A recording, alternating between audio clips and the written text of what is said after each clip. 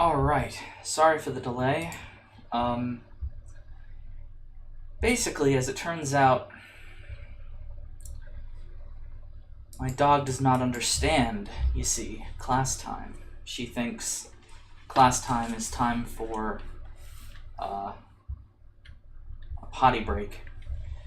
So, alright. Let's begin today. I realized that I've never actually... Let me actually just, go over the project a little bit. So, let's open it up. And I think that I'll just talk about the project, and then we'll do some more stuff with classes, and we'll do some more stuff with recursion. So,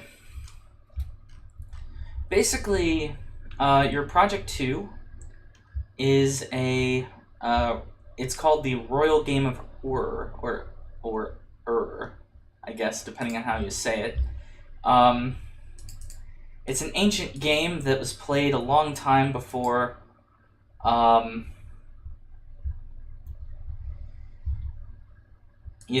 long time before time was time, kind of thing. It was played, I think the earliest version of it was found about 2600 BC, which probably means it actually predates that, but that's how history is. We can only tell what the earliest recorded thing is. And so this is an example of a board. And so let me just show you how it works. Let me just talk about the game for a little bit. And of course, you can watch the YouTube video that that is in the project description, which I encourage you to watch because it'll tell you how stones move, or at least how Irving Finkel thinks stones move, and if all of that is correct, then you should basically understand how to play this game. So there's black stones and there's white stones. And okay, I randomly picked, I guess, white to go first. I don't know if there's a specific color that goes first or not. At least in our project, white always goes first. The way that the game works, you roll 4 tetrahedral die. So a tetrahedron is this shape. It is a shape that has 4 points, and it has 4 sides, and each side is an equilateral triangle. And so, at least the regular tetrahedron is. I guess you could always deform it. So the point is that it's not actually a pyramid. So the difference between a tetrahedron and a pyramid is that a pyramid has a square base, right? Whereas a tetrahedron has a... so these are all the announcements from last time. We can get rid of those. Basically, a square...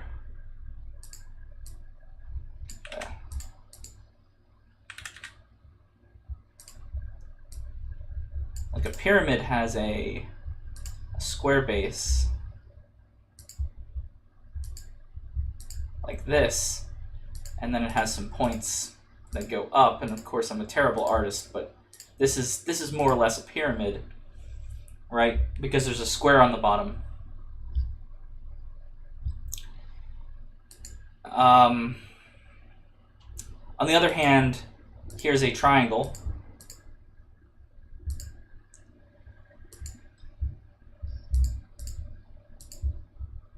And this is my version of a tetrahedron. Okay, so this you might call a pyramid, and this you might call a tetrahedron. Yeah, I picked white at random. The reason why I picked it is because chess has white go first. So, yeah. I mean, black goes first in Go. So that's something. I guess I could have picked that. I should have done that, really. But, oh well. You flip a coin. So, okay. So the thing here is that pyramids versus tetrahedrons. So you see that with a tetrahedron, if you put 2 dots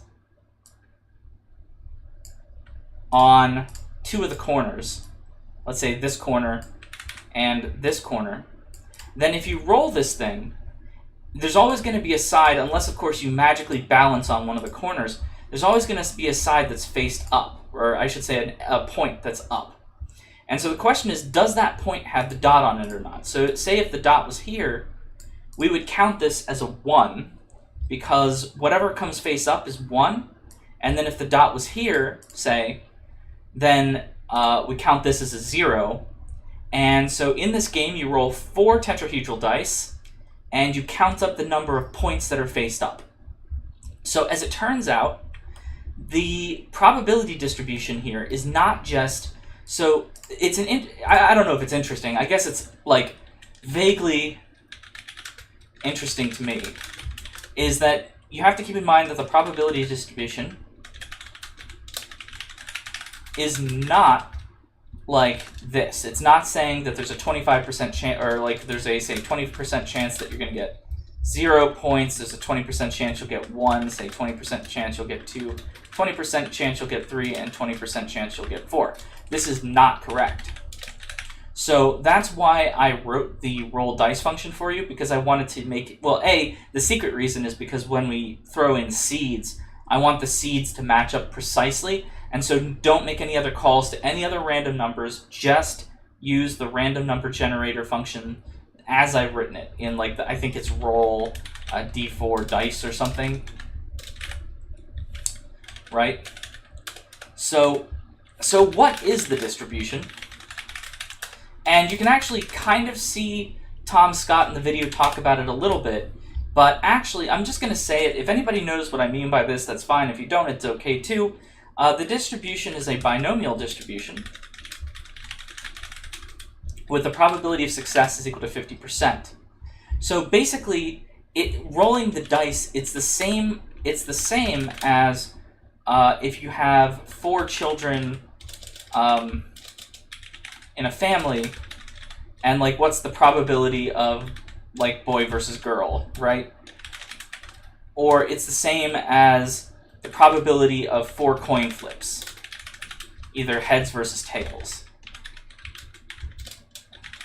etc. So like that's kind of those are like the standard versions of the problem.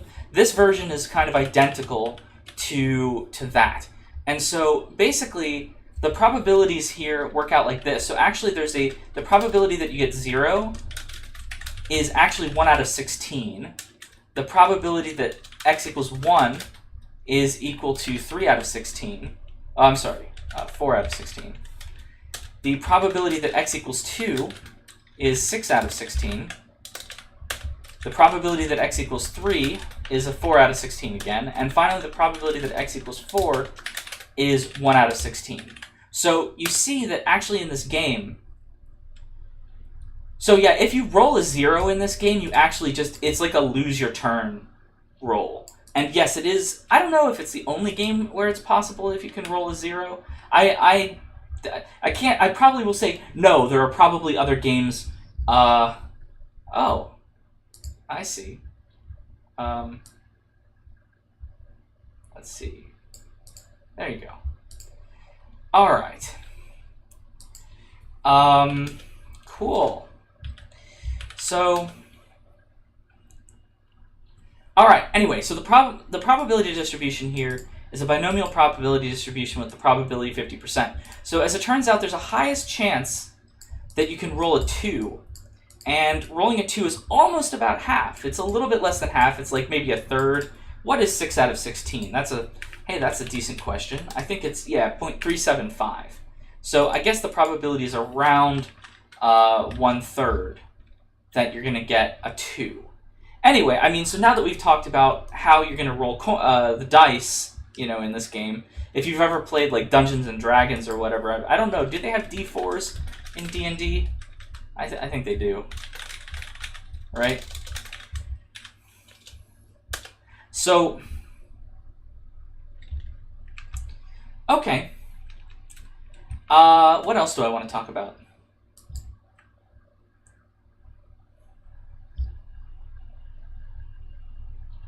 Yeah, so hopefully if you add up all these probabilities, you're going to get 100%.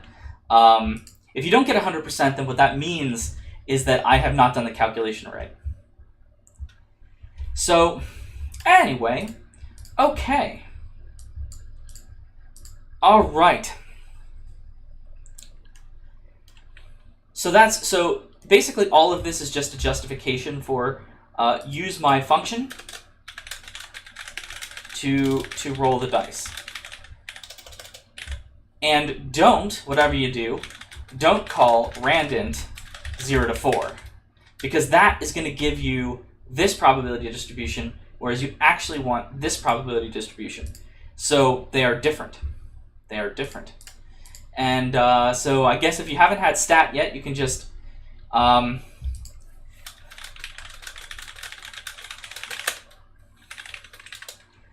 so I almost kind of want to see if I can do an interview with him or something to just maybe you know, since I'm making all of you do his version of the game, but we'll see. I don't know. I mean, okay. Yeah, exactly. It's like the dice in Piopoly. Anyway, okay, yeah. So that's all I want to say about the probability distribution. Let's get back to the actual game part. So, okay. So what do you do once you roll the dice? So you start and say white goes first. All of white's stones are off the board right now. White gets 7 stones. Black gets 7 stones. And what you do is when you roll, you have to pay a cost of 1 to go onto the board. So you move from off the board to here, this position right here, at a cost of 1. For black, they move to here for a cost of 1. And then they get to make the rest of their moves. So basically, if you roll 4, then you would have to move 1, 2, 3, 4. If you get 2, you would roll 1, 2. If you move like 3, you get 1, 2, 3, etc. So you can move stones onto the board. And then what happens is, as you move stones onto the board, and then you have more options. So for instance, in this configuration, if it's black's turn, and say black rolls a 3,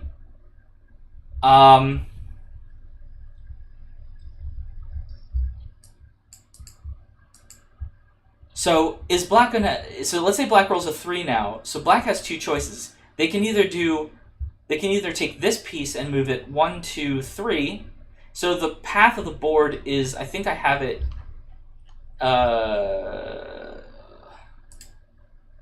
Where is it?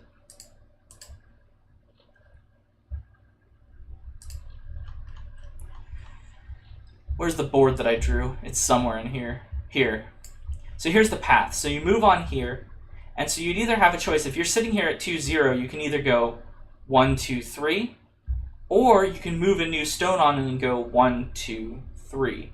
And because, so let me just show you what I mean by that on this board. So you can either go 1, 2, 3 and put a stone here, or you can take this stone and say 1, 2, 3. Now let's just say that if you say roll a 2, right?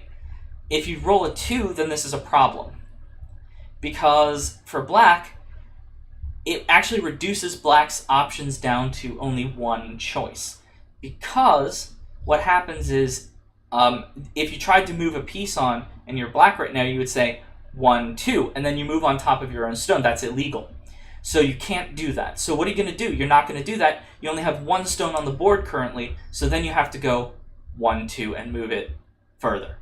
Right? So that's how movement works. And so obviously, you know, you go back and forth, white moves and black moves and white moves and black moves and white moves and black moves. So it's a standard game in the sense that you alternate turns. Okay. The other thing to say, you know, I don't know.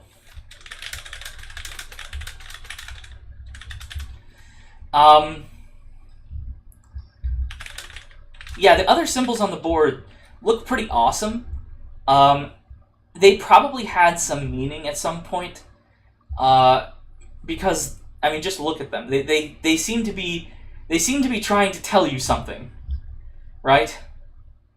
How do you verify if in another piece? Ah, that's a great question. You write homework 6, part 5, the can move function, right? Can move is going to check that for you, right? So what you're going to do is you're going to kind of pretend, at least the way I think about can move, is that I pretend to actually move the piece. So I'll say, okay, what happens if I move this piece here, here, here, say I move it 3, and then say there's a black piece here. then I say, oh, that's not possible. Or if there's a white piece here, then I say, oh, I can knock it off the board, etc. So rosettes, I'm saying that rosettes serve a dual purpose in this game. They serve a purpose to give you an extra turn, which is the extra credit part of this. So if you land on a rosette, you get an extra roll. And if you land on a rosette, you get an extra roll. And also, if you land on this rosette, it keeps you safe.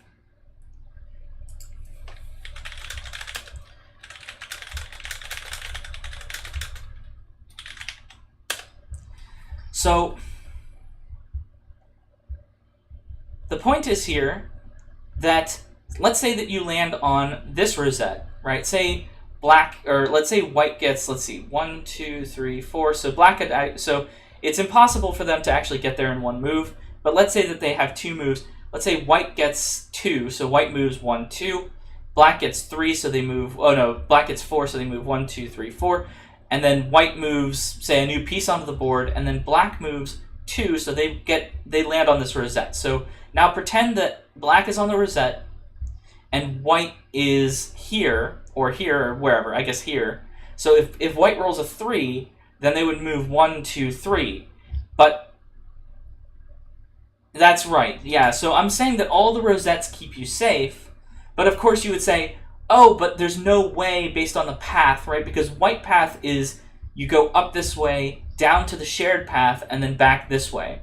Black path is this way, this way, this way, and then off the board this way.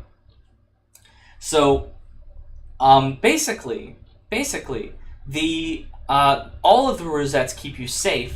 It's just that 4 of the 5 rosettes are actually off of the shared path. So yeah, so but basically the way that this program is going to work is that you are fed in a board file. The board file can basically contain any legal configuration. So so what I would say to you is that you look at this and it's possible, what if I put a rosette here and here and here, right? Just a whole bunch of safe rosettes. You would have a different game, obviously. It wouldn't be the original game of But on the other hand, it's a legal interpretation of the rules, right? I actually don't know Ludo. What I would say is that it's like a simplified version of backgammon, because I actually just learned backgammon.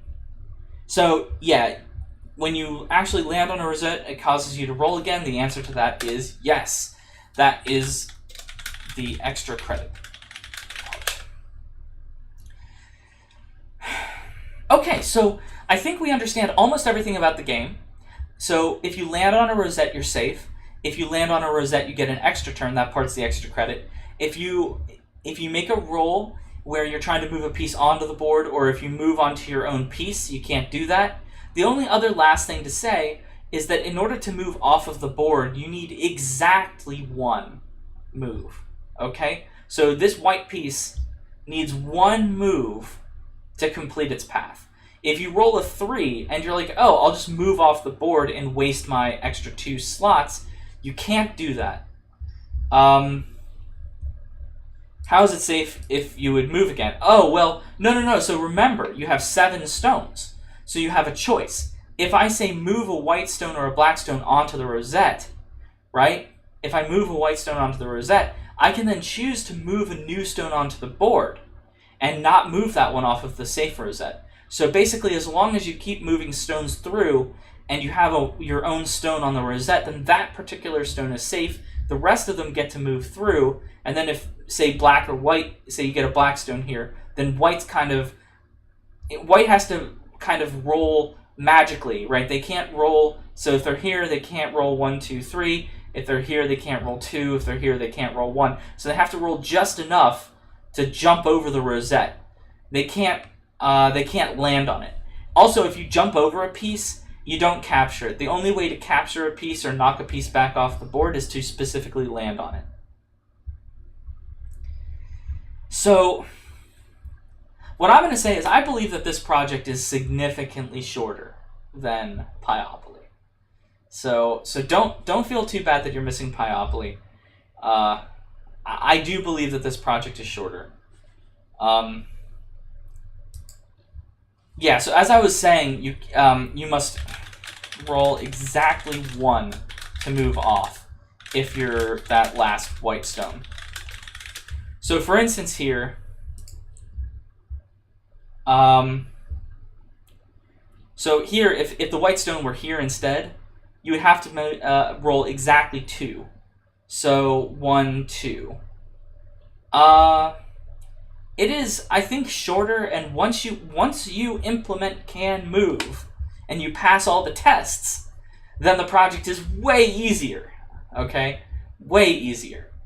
But, that's my opinion, and of course I wrote the project, so maybe my opinion doesn't count.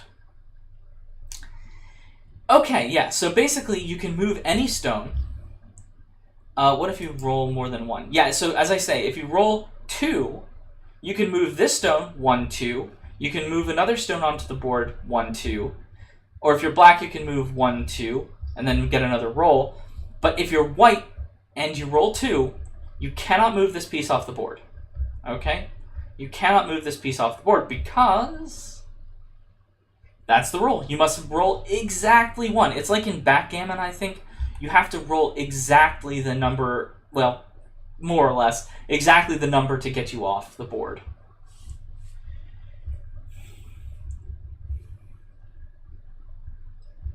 Yeah, I think I just answered that, right?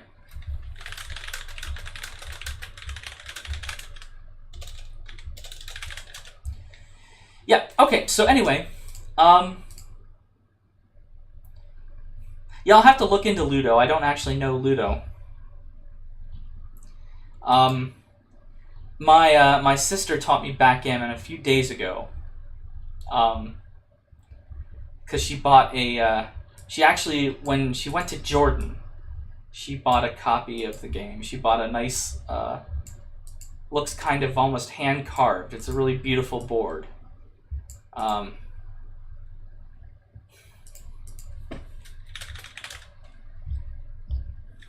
So, I guess you can only move 1 stone. So remember, whatever you roll, you must roll 1. You must move 1 stone per turn. So you can't, like, if you roll a 3, you can't move 3 stones 1 piece each. You have to move 1 stone 3 dots.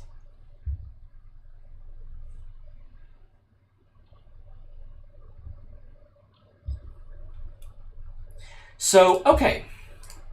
And, alright, so that's basically it. Now I'll just talk a little bit about everything. So you're going to write the vast majority of your code in this Royal Game of Ur class. And so you're going to write the play game function. Alright? And so are tuples like lists? Tuples are immutable lists.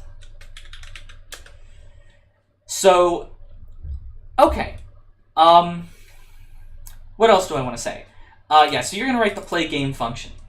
And then I'm going to say you should create at least 4 helper functions. And so let me just tell you right up front. I do not want to hear the question, do we have to make 4 helper functions? I was able to do it in 3. I don't care. Like, when I wrote my program, I did it in about 5 or 6 functions extra, not including any of the ones that are already implemented. So I want you to implement about 4 or 5 extra functions in at least. You're allowed to implement 20 extra functions, but you must implement about 4 extra functions. I made it 4 because I took 6, okay? Now you can always do it in less than me. I could copy and paste all of my code into my play game function, right? But that's not the point. The point is to learn to use functions to divide the functionality properly so that every function does one thing, and that one thing calls other functions that do their one thing, and then you can test those functions individually. That's really the whole idea of functions, is that it's a piece of code that you can test individually, and that you know that it works, and then you can integrate it into the rest of your program. So, so basically, I've given you the constructor of the class, so def init, and there you go. Helper functions should all be as I say, they should be part of the Royal Game of Ur class. So, and I even write the same admonition that I'm telling you right now. I write it here, right? Don't view this as I need to create 4 garbage functions to satisfy the requirement of the project. If you're thinking like that, you're thinking wrong. What you should be thinking is, what 5, 6, 7, 8 functions should I create that will help make this project really easy for me, right? If you're thinking, oh, what 4 functions should I just randomly create to like satisfy the requirement? Is a class basically a list of functions? No, but yes. I really want to avoid saying yes to that. A class is an object that has functions inside of it, and it has variables inside of it. Okay, so here's load board. Load board is the function that loads the board. So call it, print it out, figure out what it's doing, all that stuff. Okay. So draw block. You should never call this function. In fact, I'll just bold this. I talk about it because I know that if I don't document it, we're going to get 20 or 30, 40 questions a day on, but what do? Draw block, blah, blah, blah. Don't call draw block. It's a helper function for one of my functions, right? So I wrote it so that it would help me, all right? You should never have to call it. Display board. Calling this function should display the board. Rosettes are represented by asterisks in the corner. You should call this function for all of your drawing needs. So it actually doesn't, so you notice here that it just takes self. And remember, and this is kind of a review of classes, all class methods should take the variable self. That's always the first thing. And remember that you don't actually put it in. So when you call the function, I'll show you when you call the function, you just call display board, like self.displayBoard with nothing in the parentheses. Python does this weird thing where whatever you do self dot or my function or my class dot call function, it actually passes that class as the self argument in the function. So it does a little bit of permuting of how the grammar of the language works. Roll d4 dice. I wrote this for you not because it's hard. I know you could write this function, right? This is mega easy function to write. Nothing is hard about it. I just didn't want to have any chance of any incongruities, any non-matches between my random number generator stuff and your random number generator stuff. That is why I wrote this function. It's not because you can't write a function that rolls 4 dice. I believe in my heart of hearts that you can. I wrote this just to make sure that when we pass in the seed, that both of our outputs match. Play game. So I didn't really document it, and because there's not a lot of code in there, the only thing it does right now is I think it just calls display board and then quits. So you have to rewrite this function. This is where you're going to start. So basically, this is where you're going to start. So, and then piece is the subject of homework 6 part 5. You notice that here we have a can move function, which currently is just a no-op. It's a pass. But what you need to do is you need to implement it, right? So you need to either return true or false based on whether the piece can move. And so basically this position should probably be a board square object, which I'll talk about in a second. The color you need to declare a constant so that the color is either black or white. The symbol is just what gets drawn on the board. It should probably be 1 or 2 characters in length just to make sure that it works properly. I think if it's too long, it'll cause issues with my display board function. But you'll learn that lesson if you do it, so whatever. Okay, so this is the point. Yeah, you write it, and there you go. Oh yeah, and I put this complete in. Complete is basically whether the piece is done with its movement. So if the piece is off the board, it's going to have a none position and a false complete. If it's finished its path, it should have a none position and a true complete, right? So that's kind of how you tell the difference. I was like, well, I guess you kind of... The problem is when a piece is off the board, if there was no complete attribute, if there was no complete variable, then you couldn't tell the difference between I know that this piece is done, or I know this piece needs to start.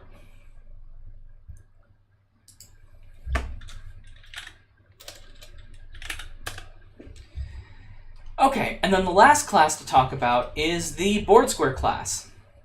So board square has a bunch of default arguments. I don't know if you're going to use them or not. So the two things that board square requires is an X and a Y position.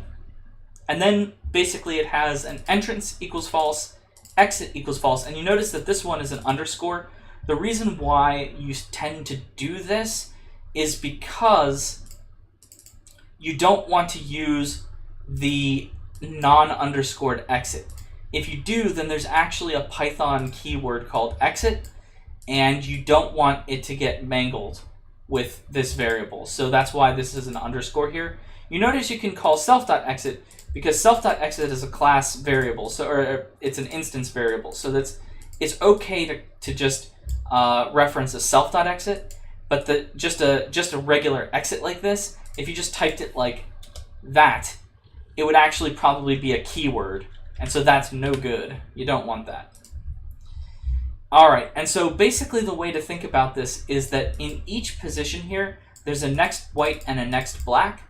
Basically, and the reason why you need those, the reason why you can't just have a next position is because there's one place on the board that doesn't have a single next position. And let me show you where that is on the board. It's right here, right? Because both white and black stones happily travel down this path. They go do, and then finally they end up at this 5 dots position instead of the 4 eyes. I kind of like that. It's like something about 5 dots. Anyway, so and this is like 5 dots in some kind of like double X symbol or something like that. It's weird. So here you notice that white stones move up, but black stones move down. And so since they have a different next position, I just have every single position is allowed to have a next position that's different, right? In almost all the cases, they will be the same, right? Here, next white and next black are both here to here. Next white and next black are both here to here, here to here, here to here, here to here, here to here, here to here. The only difference is when you're here, it's going to go up versus down, right? Now, does that mean that I can't design a board that's different, that does something else?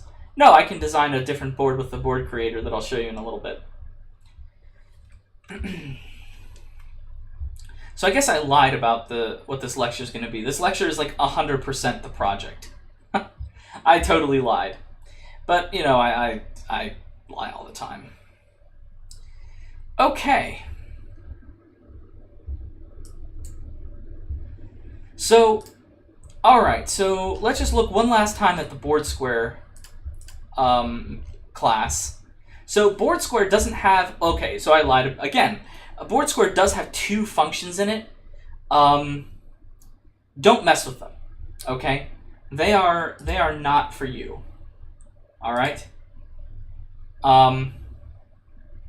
So one of them is for my load board method. So it's a helper function for the load board. Another one, I forget exactly what it is. I'd have to pull up the code and look. But as I recall, neither one of those functions are for you, which means don't mess with them, right? Otherwise, you're going to break load board, okay? And you're going to break the board creator. So don't mess with those functions. But also, you don't need to read through them. You don't need to really understand them. Like one of them, I think, is like a JSONify thing for saving boards. It's like a board creator helper method. So don't worry about that one. And the other one is a helper function for the load board. So as I say, don't change them, but also don't worry about them and never call them because you're not going to need it. Okay, so basically just pretend like they don't exist, but definitely don't eliminate them. Just leave them in. So basically all of these things are mostly Booleans. So self.exit just is either true or false. Self.entrance is true or false. For us, I will only allow boards with 1 white entrance and 1 black entrance, okay? And 1 white exit and 1 black exit. So I'm going to guarantee you that. So there's no choice about how things move. Let's just keep it simple. right? I was thinking of maybe boards where you could have multiple entrances and multiple exits, but I promise you that that would increase the complexity of this project beyond what I want. Okay, so don't do that. Oh, right, so exit can either, I think the way I programmed it is that exit can either be like white or black or none, basically.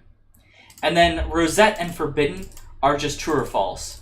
If it's forbidden, then it just doesn't get drawn. And if it's, and hopefully also you never move to it. So if you move to a forbidden space, that's kind of bad, but don't do that. Basically the point is don't put a forbidden space on a path.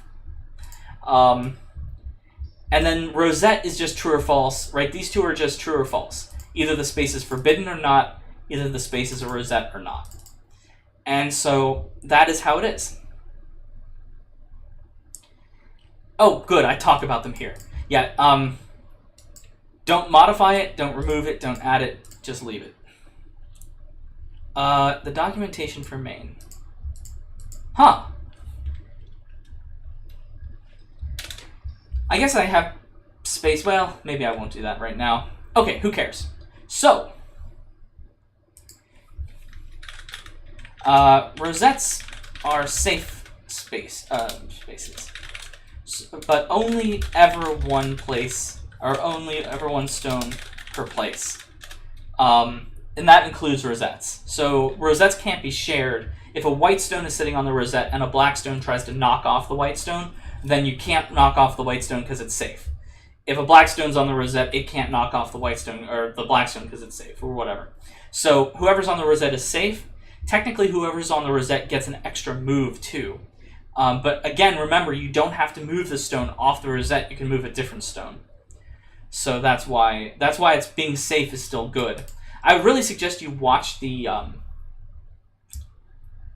game that's played between Tom Scott and Irving Finkel. I think that like you will understand the game after you watch it being played, right? I mean, that's how you, isn't that how you learn games in real life too? So, okay. Here is my thing. I'll get rid of all of this so I don't accidentally click on anything. There we go. Perfect.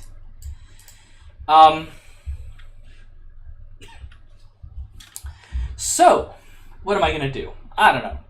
I think, wasn't it original board.json? No, original board.er. Okay, my name is Eric, and I'll play as white. And so the other player is also going to be me, and I'm going to call him Jimmy.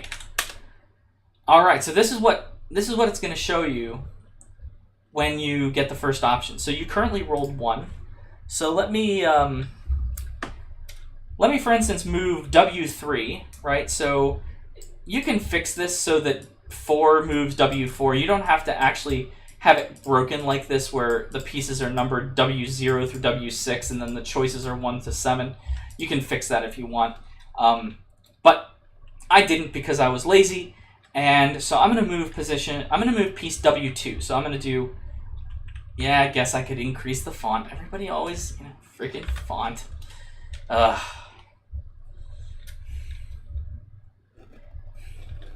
So I'm going to make move 3.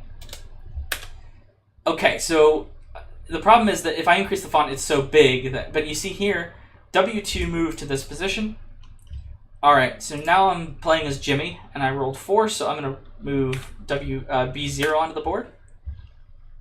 Oh, I landed on a rosette. I landed on a rosette, so I get to move again. Now, you don't actually have to implement this.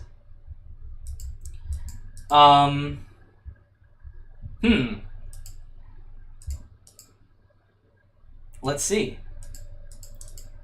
I guess let's move B1, or B0. Okay. Weird. Maybe that's a bug, because I should be able to go again now. Was that a bug? Oh, I've landed on a rosette. Go again. Okay. So, there we are. Okay, so I rolled 4 now. So, Well, why doesn't it show the rest of the pieces? Because the rest of the pieces are off the board, right?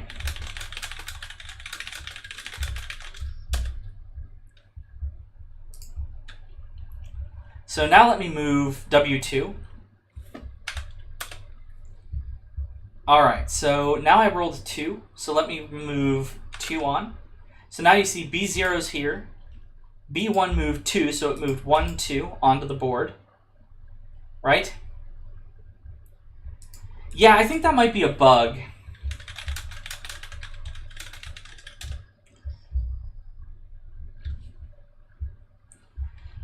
Or alternatively, something. I don't know. I think it might be right, or it could be a bug. If I rolled 4 4s in a row, then that is absolutely the most weird thing that's ever happened in my life.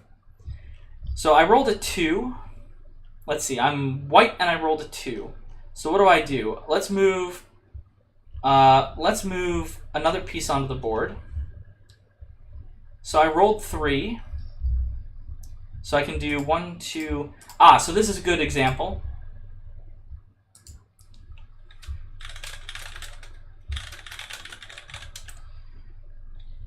So, okay, so if I move 1, 2, 3, what you're going to see is that I can knock off this white piece. So let me do that. I need to move B1. So let's put in 2.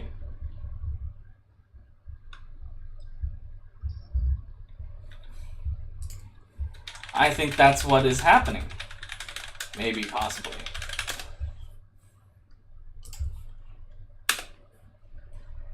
So now you see, so basically before, W2 was sitting here, and now B1 is sitting here. B1 is sitting here. Yes. And B1 knocked W2 off the board. So now white, you see, is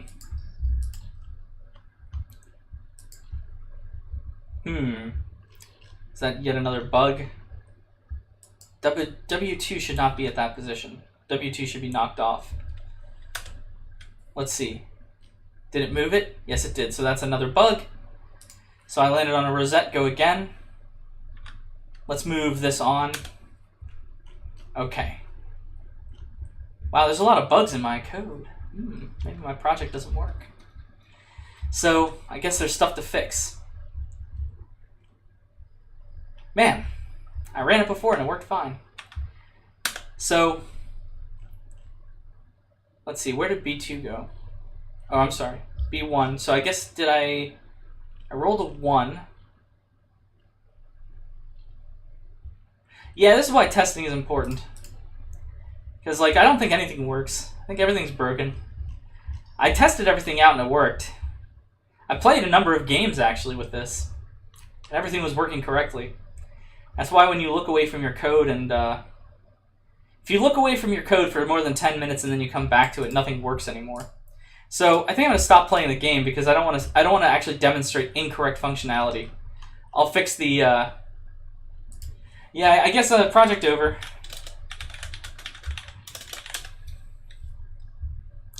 Oops. Okay. Well, I'll fix all those things and then re-upload the PYC file. Yeah, I'm actually confused as to why all my functionality is broken. But that's the way it goes, you know. Sometimes it works and sometimes Professor can't even do it. All right, cool. So yeah, be careful with the current PYC file because it's based on my code. Yeah, no, there's no extension for me. I just get an auto 0. No, this is like a total 0. I mean, I'm a little confused as to why this stuff isn't working, but I have to check. I have to actually look at the code now.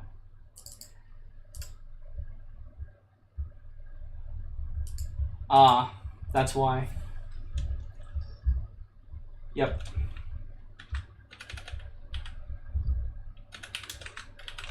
Okay, that fixes that. That at least fixes the Rosette thing. I'm a little confused about the knocking pieces off thing, but I'll have to check on that. Yeah.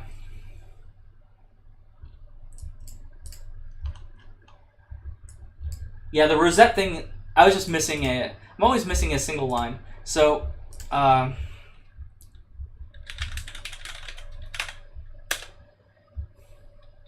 yeah, exactly.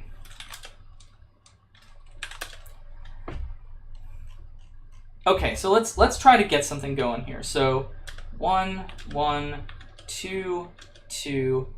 Good. So this is a good example here. So this is an example of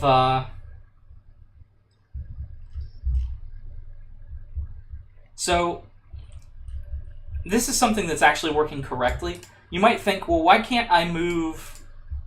So you notice that there's a different board here. There's like a white lane and there's a black lane, and they never meet. This is a different version of your board to just test your code. And so basically the idea is, if you're white and you roll 2, or even if you're black and you roll 2, can you move a new piece onto the board? The answer is you can't move a new piece on the board, because then you would go 1, 2, and you'd be on top of W1. You can move W0 2, and you can move W1 by 2.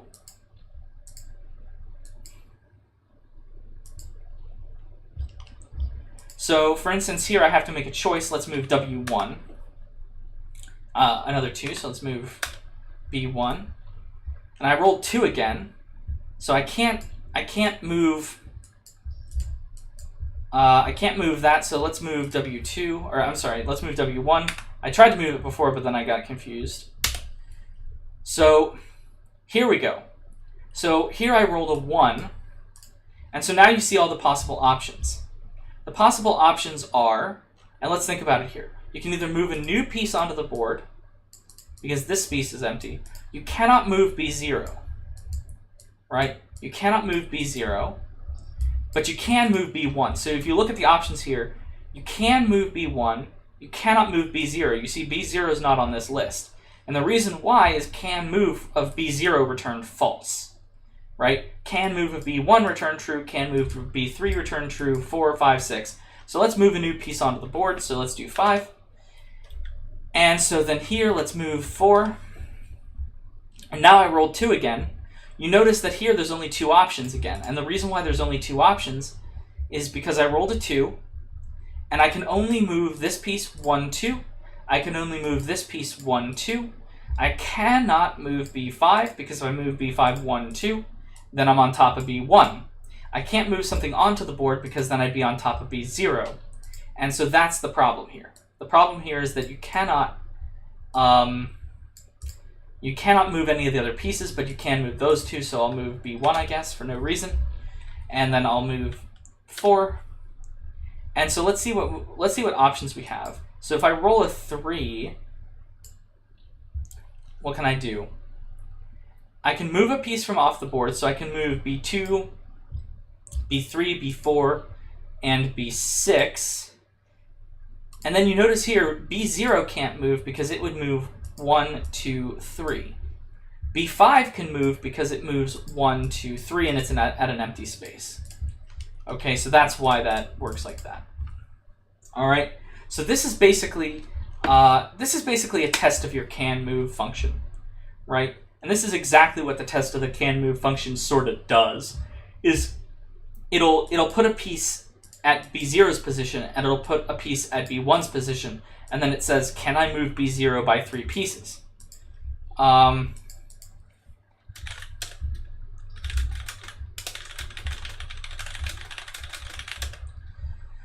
Yeah, if no moves are possible, then the turn is lost. Or if 0 is the roll, then turn is lost. In fact, yeah, okay, so good. And then basically the point here is that, let's see, so you can't move B0, so let's move B4. I rolled a 1, and so we see that all the white stones are stacked up, right? W4 can't move, W3 can't move, W0 can't move, W1 can move 1 space, and that's it, right? And you can't move anything from off the board. So this is literally a 1, so let's see here. There we go.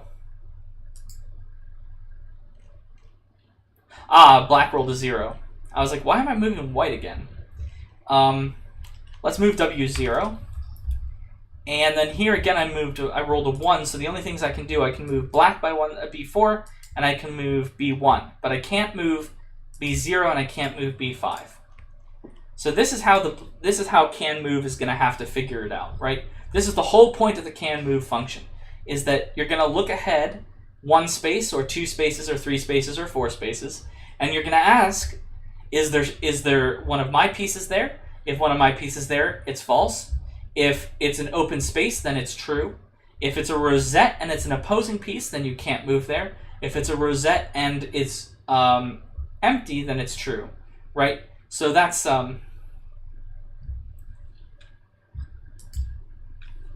well, that is the project, right? You have just asked the $1 million question, right? So that's what you need to figure out. So should there be a break if you lose a turn? You mean if something break is illegal in all cases forever.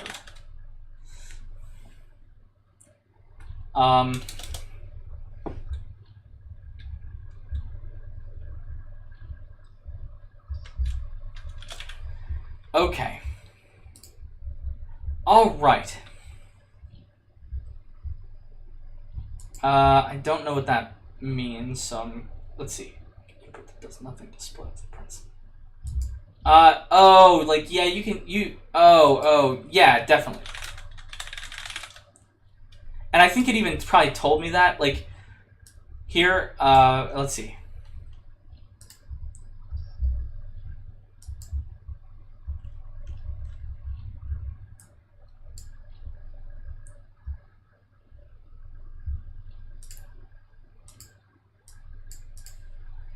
I mean, I just printed out.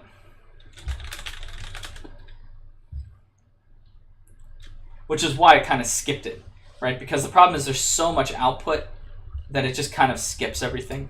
But sometimes you are going to have to like scroll back and be like, oh, I did roll a 0. This isn't a bug, right? Because here it said, what do you want to do? And I do this.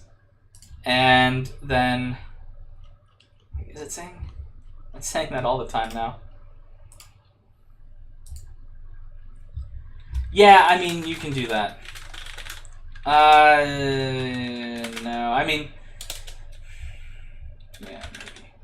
It'll definitely break the script. Okay.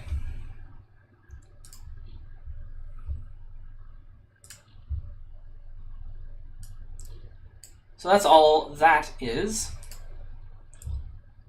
Let me show you the board creator.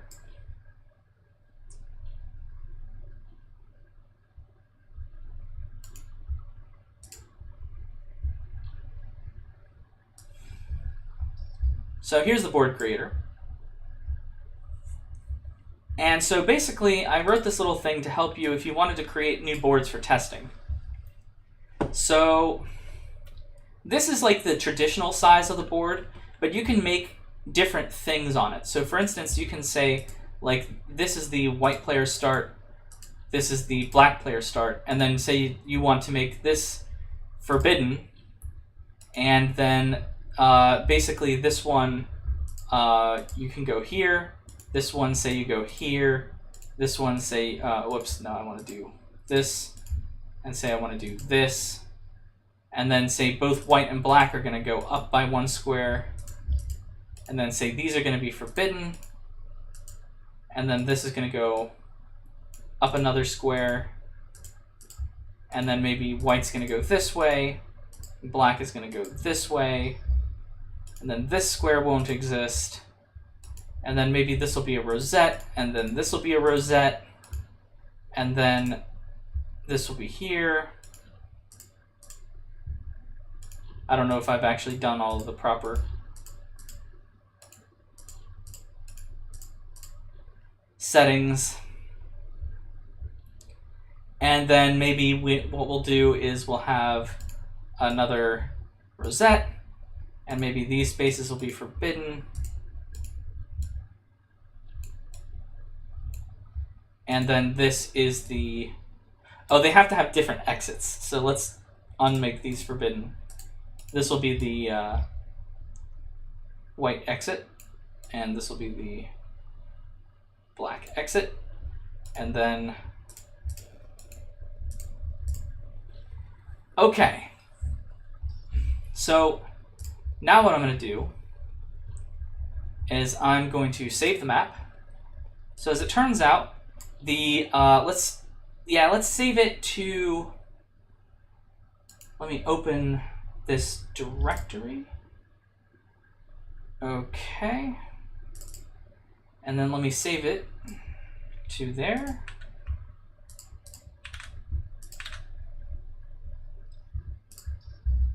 And let me call it something else. Let me call it newboard.erp. Okay. And so now you can open up that board in the program. So let me rerun the program. Whoops. Nope, not board creator. I want to run royal error. So let's say now I think I called it newboard.erp. And my name is E. The other person is R. And so now you see that this is the board that I just created.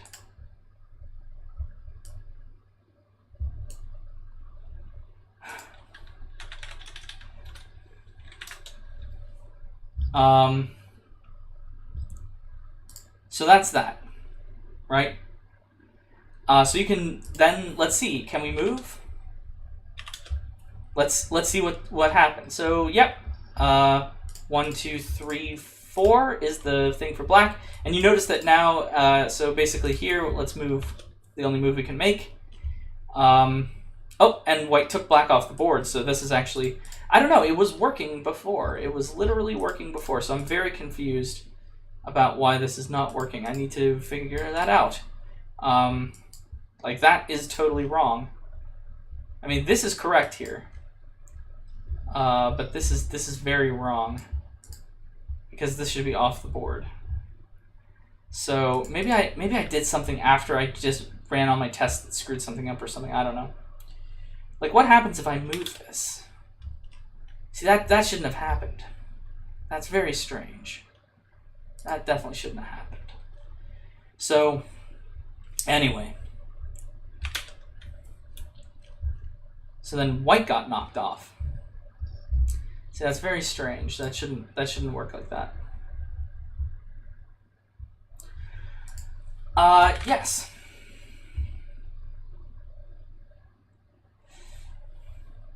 And the reason is because your program should work with any board that you can create. And then the other thing you can do is you can make boards of different sizes. So I made this little stupid dialogue, which is pretty stupid.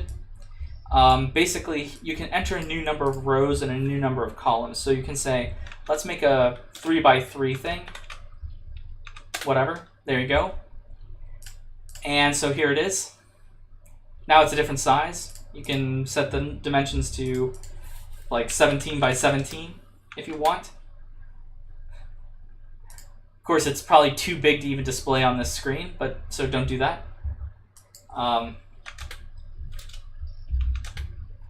You can make a 3x1 board if you want. Of course, there's not a lot to do here because you actually need a white and a black exit there. So I could add a scroll bar for larger boards, but I'm not going to do that because I don't want you to make boards that large. So if it doesn't fit on the screen, don't do it.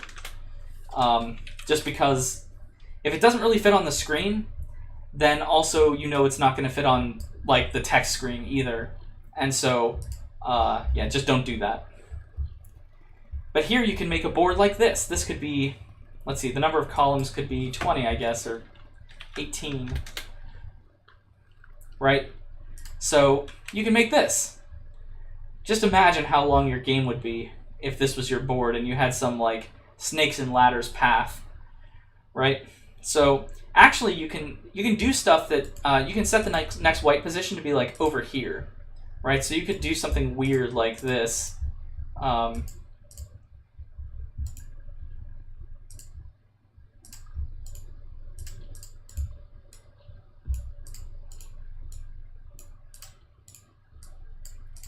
Also, I made... So the only reason why this is a do nothing option here in this right-click menu is because I noticed that for some reason, especially on... Maybe it's probably on Windows more, I don't know. But anyway, like sometimes when I right-click, it will just...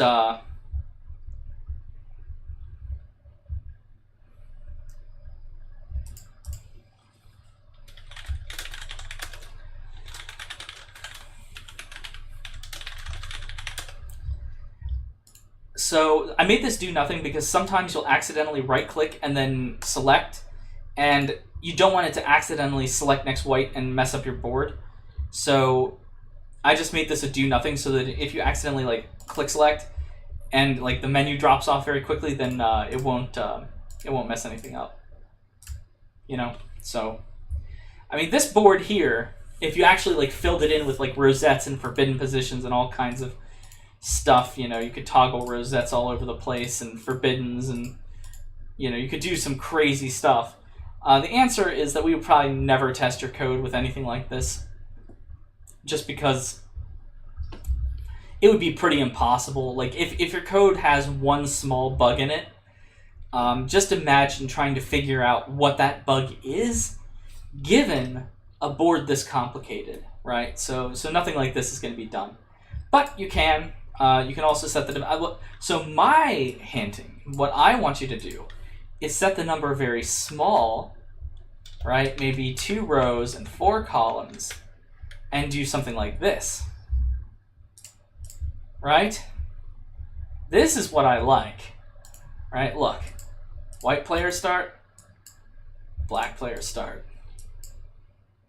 Maybe exit, black player exit, white player exit. So they're flipped now. So what we'll do here is we'll say next white goes here, next white goes here, next white goes here, next white goes here, next black goes here, next black goes here, next black goes here, and next black goes here.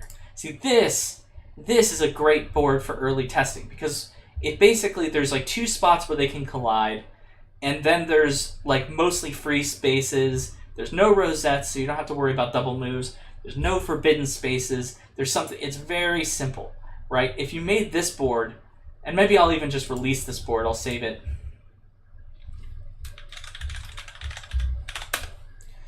Maybe I'll release these 2 boards. And so if you make this board, then you can test your program way easier on like the easy cases, right? And so this is what TAs are going to be running your program on. They will also probably be running like a full game of just in an automated test, but they will also be running a lot of these basic tests just to test individual pieces of functionality. Okay? So, yeah, all right. So that's the board creator. So you can make... You know what I think I did? I think I thought there was a bug, and then I fixed the bug, and I think I broke the actual code. So let me try to unbreak.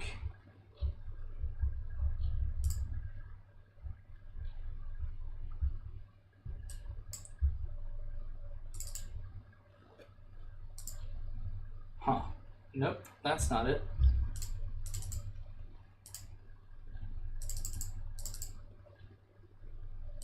Where the heck is the...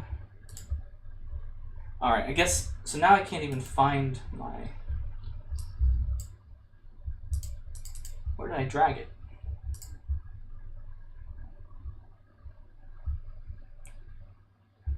Okay.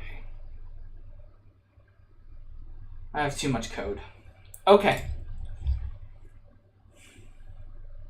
I did something weird too. Because now my file has disappeared.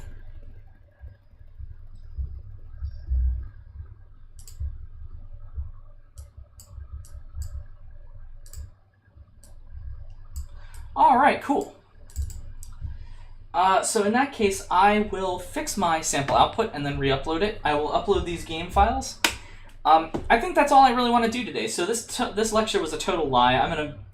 I'm just going to modify the title of it and just call it The Project, because apparently I didn't talk about classes, I didn't talk about recursion, I didn't do anything.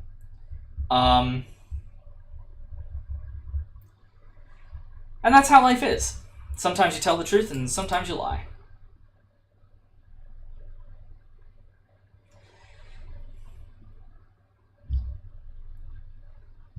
Alright, everyone. I hope that this class was a good use of time, though. I think maybe if you watch the video from Tom Scott and Irving Finkel, so you actually watch the game being played, and then you run the sample code once I fix it. Basically, I think the only problem now is just the knocking off of the board. I did talk about classes, so it's an 80% lie rather than a 100% lie.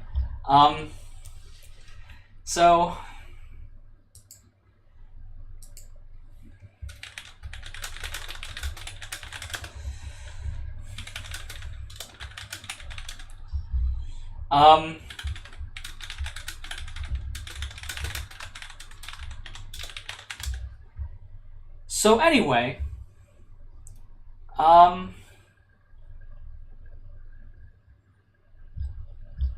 that's a good question. It's going to return false. So my hint to you is, if you're wondering about that, I want you to watch the recursion part about my previous lecture. It's at the end, it's like the last 15 minutes. Basically, I talk about that A's and B's function, and remember the rule that I set for myself. I always want more A's than B's, right?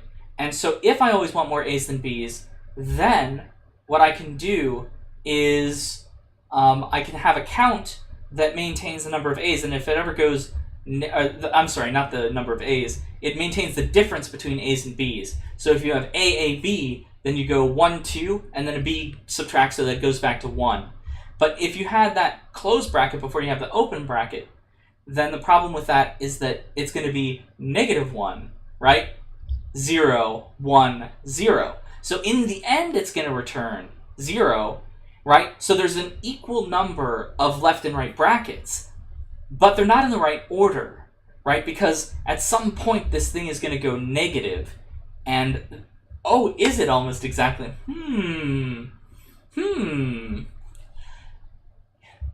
Yes. Is it okay if you only take the brackets into your recursion and drop anything else before the recursion? Yeah, I guess so. You can write a helper function. Yeah. Yeah, you could do that. So anyway, I think that's it for today, really. Because I've done the damage. I've debugged my program. We've tested things and found bugs. I think there's only one bug left, so I think I have to fix that one bug. But otherwise, I think it is good. And I'm pretty sure that I created the bug by trying to... I thought in some kind of diluted state that I already had this bug, and I think I flipped a line of code. Now I'm remembering. I think I created this bug. Are you doing interviews for that? Maybe this Friday. If you want, I have some time. I have been so busy in the past few weeks that I've been trying to not do anything. I have 12 hours to fix the bug.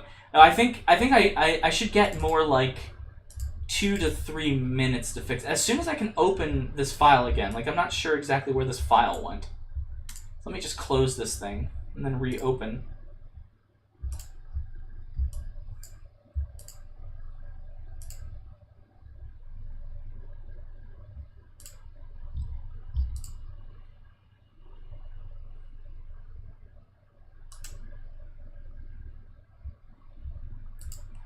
Let me check and see if I can fix it right now. If I can, then that would be great. And if I do, then I will laugh at myself pretty hard.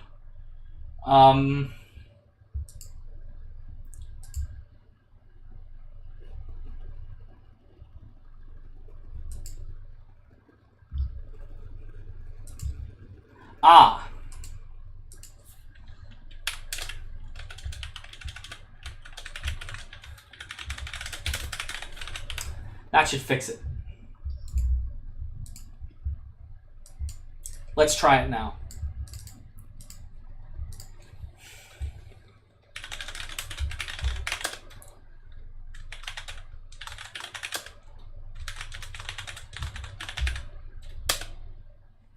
Okay, 1, 1. Let's move this one. Okay. 1, 2, 3. So I will move. There we go.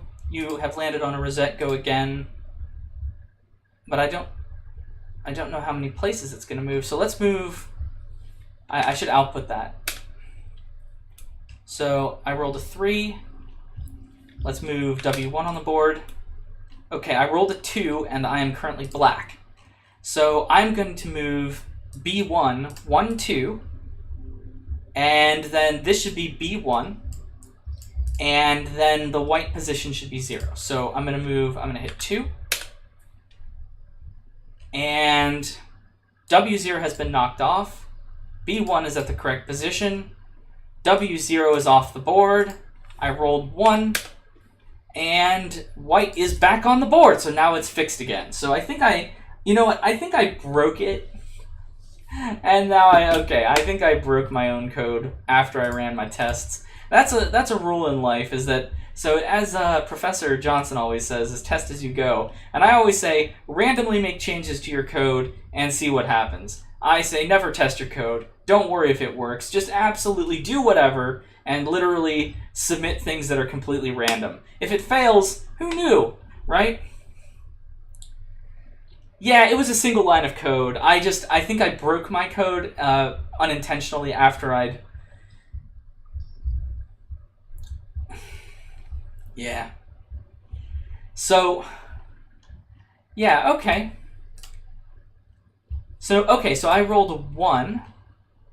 So I'm going to move B1. And so 1, 2, 3. So actually I can knock B1 off. So let's test it again. I'm going to move W1.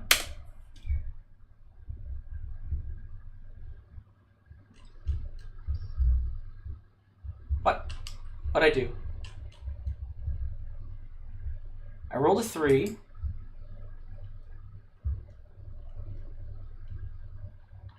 Oh man, I moved the wrong piece. I'm stupid.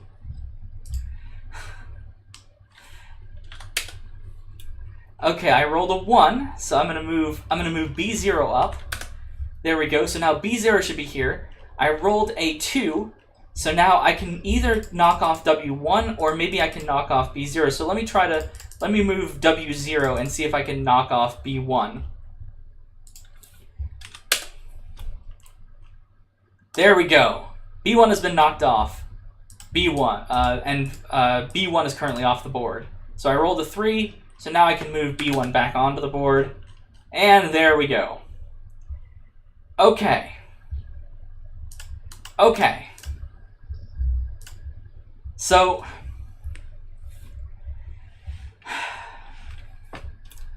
all right.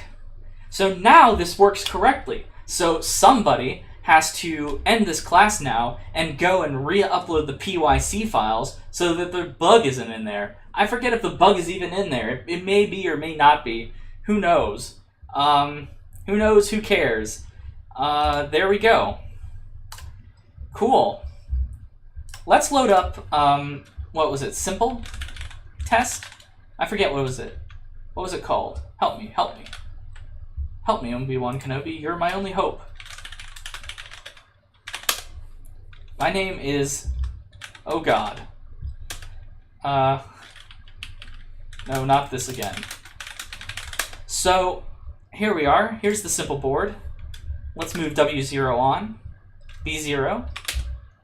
And remember, W0 moves on here, so it goes 1, 2, 3.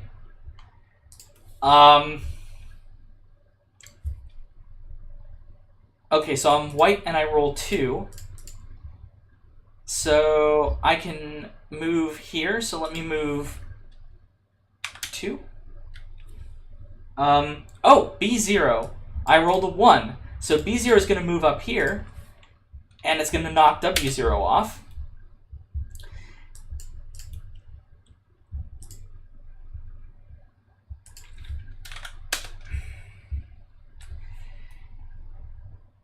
And there's also this thing that it's always printing this, so and it wasn't doing it. I must have really done something to my code. I don't know what I did to it. Oops. So, yeah. There we go. See? B0's been not... Oh, wonderful, wonderful. And it's always saying this. So pretend that it's not saying no moves are possible, because literally moves were possible. So that's stupid. Maybe I will fix that. I don't know why it's saying that. It's very strange. I bet it's going to be another one-line fix, isn't it? Let's fix it. Let's fix it right now. So what does it say?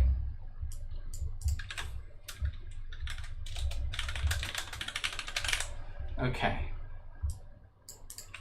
Let's search moves are possible. So, oh, what?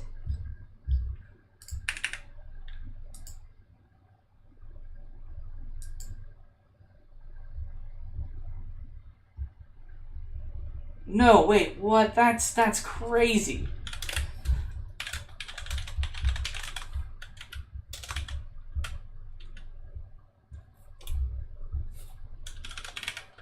Okay, that should not even be there. I don't even know how that got there.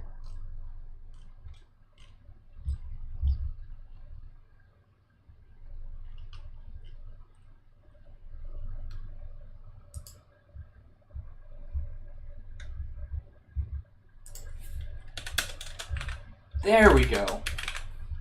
Fixed.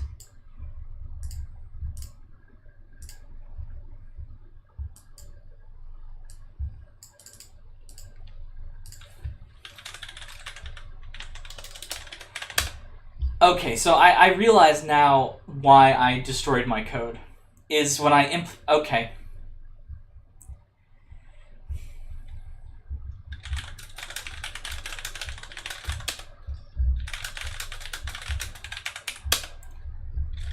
See, you rolled a 3, and it doesn't say the stupid thing of, like, let's move that. See, now it's not saying it. Okay, there we go. Okay, cool. So actually, this is another good example. So black needs to move here, right? So black needs to move 1, 2 spaces to go off the board.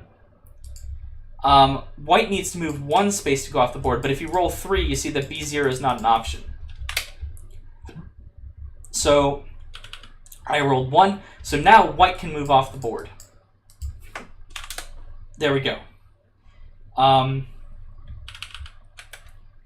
B1, and then I just say W0 has completed the race. And then here, let's see, I rolled a 3, so let's do 2.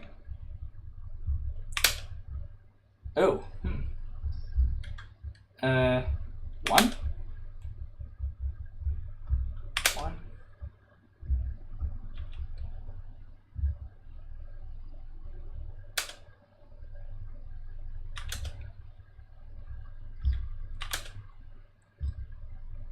Let's see here. You rolled a 3, so can we do?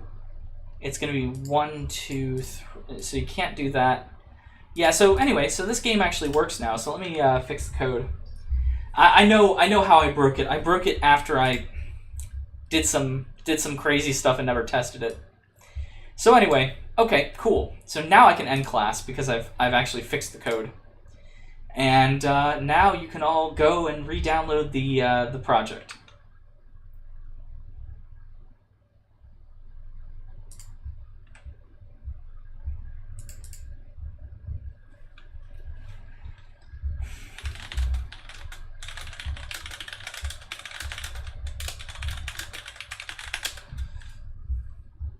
All right, everyone. Peace out.